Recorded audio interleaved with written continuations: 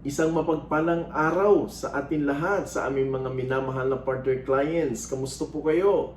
Dalangin ko na nasa mabuti po kayong kalalagayan. Welcome po sa ating pong Usapang Pamilya segment. Ako po si Pastor Romaric Guerrero. Ang title ng maikling devotion na nais ko pong ibahagi sa inyo ay Ang pagsubok ay hindi katapusan. At ang teksto natin ay matatagpuan sa Santiago, Kabanata 1, versikulo 2 hanggang 4. Sinasabi po dito, mga kapatid, magalak kayo kapag kayo'y dumaranas ng iba't ibang uri ng pagsubok. Dapat ninyong malaman na nagiging matatag ang inyong pananampalataya sa pamamagitan ng mga pagsubok. At dapat kayong magpakatatag hanggang wakas upang kayo'y maging ganap at walang pagkukulang. Ngayon, bilang mga magulang, bilang mga mahal naming kliyente na naghahanap buhay, hindi maiwasan ang mga pagsubok sa buhay.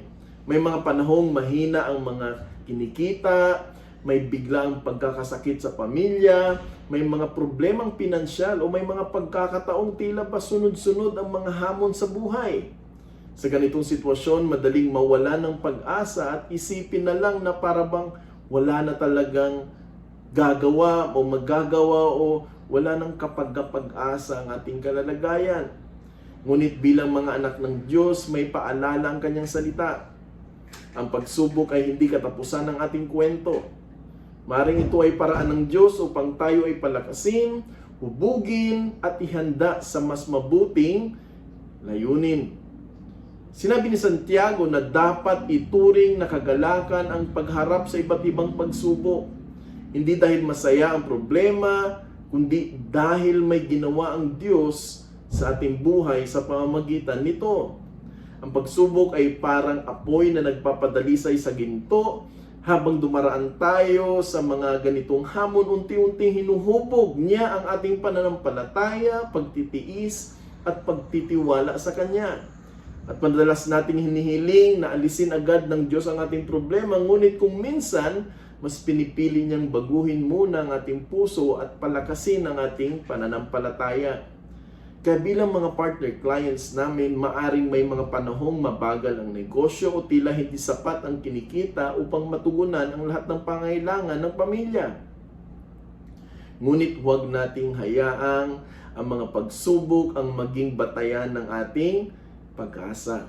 Ang ating pag-asa ay nasa Diyos na tapat, makapangyarihan, at hindi kailanman nagpapabaya sa kanyang mga anak.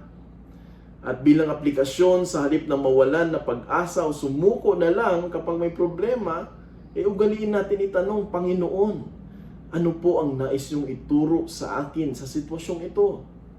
Marahil ay tinuturuan niya tayong maging mas matyaga, mas responsable sa ating mga desisyon, mas maingat sa ating paggastos o higit na magtiwala sa Kanya kaysa sa sarili nating kakayahan.